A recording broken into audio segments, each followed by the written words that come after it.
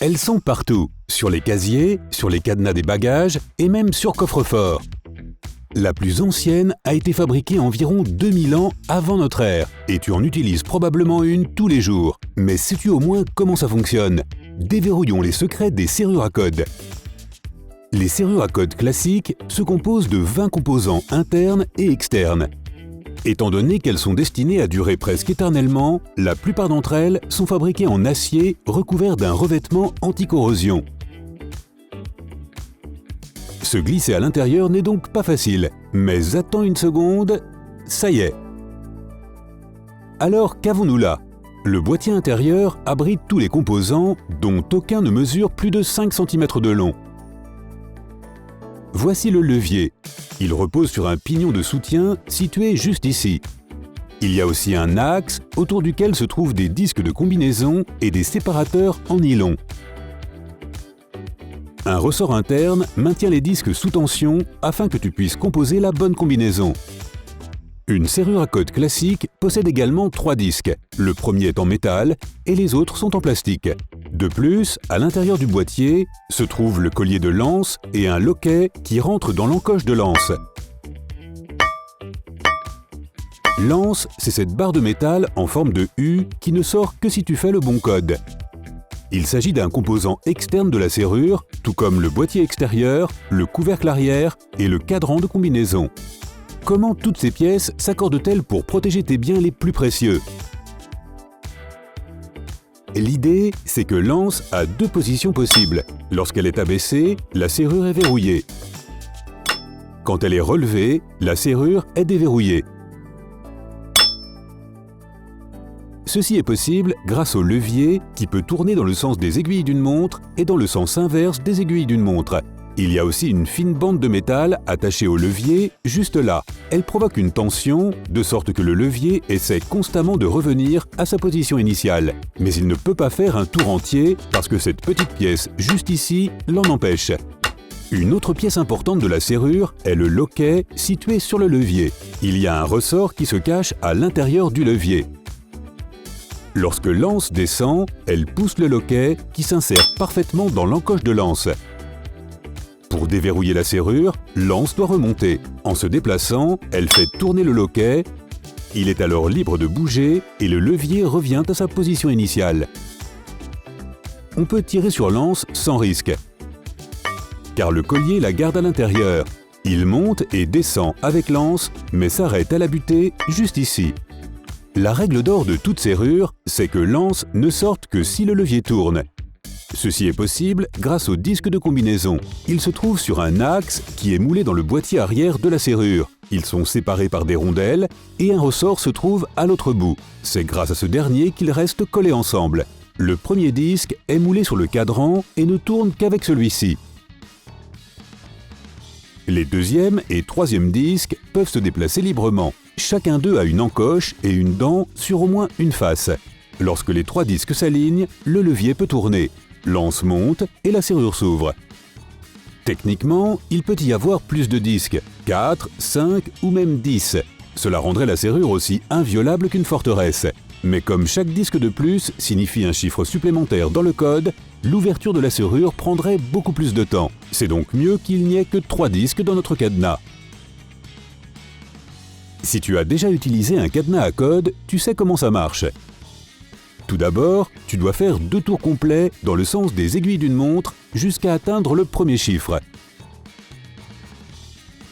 Ensuite, en tournant dans le sens inverse des aiguilles d'une montre, le premier disque tourne, puis quand tu passes le premier chiffre, la dent du premier disque s'accroche à celle du deuxième, et elles se déplacent ensemble jusqu'à ce que tu alignes l'encoche du deuxième disque avec celle du troisième. Enfin, en tournant le cadran dans le sens des aiguilles d'une montre jusqu'au 3e chiffre, seul le premier disque se déplace. Lorsque les 3 encoches sont alignées, tu peux ouvrir la serrure. Ces 3 étapes sont cruciales, donc voyons comment tout cela fonctionne avec une combinaison. Mais d'abord, je vais tourner le cadran 3 fois dans le sens des aiguilles d'une montre pour effacer la combinaison précédente. C'est fait. J'ai choisi le code 11, 29, 17. En parlant de code, as-tu déjà oublié celui que tu avais composé sur le cadenas fermant ta valise? Raconte-nous dans les commentaires ci-dessous. Allez, je déplace le cadran, 9, 10, 11, voyons ce qui se passe à l'intérieur de la serrure. Le troisième disque est au bon endroit. Je fais un tour complet dans le sens inverse des aiguilles d'une montre. Les disques 1 et 2 sont en contact. Le disque 3 ne bouge plus. Et j'arrive à 29. Les disques 2 et 3 sont alignés. Et pour finir, le dernier chiffre, 17. Je fais tourner le cadran dans le sens des aiguilles d'une montre. Et c'est bon, les 3 encoches sont maintenant alignées. Le levier bouge, l'anse peut glisser, et voilà, c'est ouvert. Et si je pousse à nouveau l'anse à l'intérieur de la serrure, elle se verrouillera, et je devrais de nouveau entrer le code pour la déverrouiller. Maintenant que tu sais comment fonctionne une serrure à code, jetons un œil aux principaux mécanismes de verrouillage. Le cadenas. Ce sont de loin les systèmes de serrure les plus basiques. Un cadenas peut être à combinaison ou à clé. Sa particularité est qu'il n'est attaché à aucune surface et qu'il se verrouille sur lui-même. Il en existe de différentes tailles et différentes formes, mais ils ont toujours une anse en forme de U. Ils n'offrent pas la meilleure des sécurités, car techniquement, on peut les couper si on le veut vraiment. On les utilise souvent sur des casiers ou des portes de cabanon ou d'entrepôt. La serrure à verrou. C'est une autre serrure très basique que tu ne voudrais pas avoir sur un coffre-fort. L'élément de base est un verrou qui tourne grâce à une clé qui verrouille et déverrouille le mécanisme. Ces serrures peuvent être plates ou tubulaires et on les trouve généralement sur les boîtes aux lettres, des casiers ou armoires. La serrure à barillet.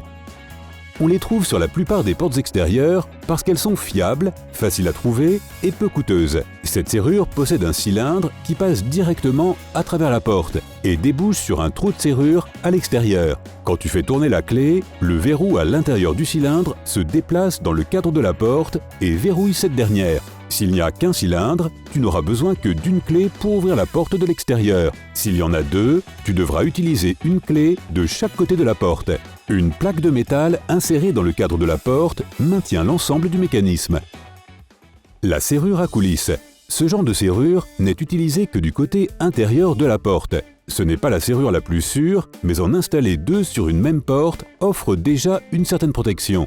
Elle est constituée d'un verrou cylindrique qui se fixe sur la porte et d'une tubulure en acier fixée sur le cadre où le verrou entrera. Le verrou à chaînette. Il ressemble beaucoup à la serrure à coulisses. La partie principale est fixée à la porte et le loquet est fixé sur le cadre. La principale différence entre ces deux types de verrous, c'est qu'ici, c'est une simple chaîne qui remplace le verrou. Elle te permet d'entrouvrir la porte pour voir qui est à l'extérieur et décider si tu veux laisser cette personne entrer ou non. La serrure électronique. Tu n'as pas besoin de clé pour ouvrir ce type de serrure, mais d'un code à entrer sur un clavier ou d'une carte spéciale. Elle se verrouille automatiquement et parfois tu peux aussi la déverrouiller à distance à partir de ton téléphone ou de ton ordinateur portable, comme pour laisser entrer quelqu'un alors que tu n'es pas là. Voilà, tu en connais maintenant plus sur les serrures et j'espère que tu n'oublieras plus ni tes clés ni tes codes. Si tu as appris quelque chose de nouveau aujourd'hui, donne un j'aime à cette vidéo et partage-la avec tes amis. Voici d'ailleurs d'autres vidéos qui devraient te plaire. Il te suffit de cliquer à gauche ou à droite et de toujours prendre la vie côté sympa.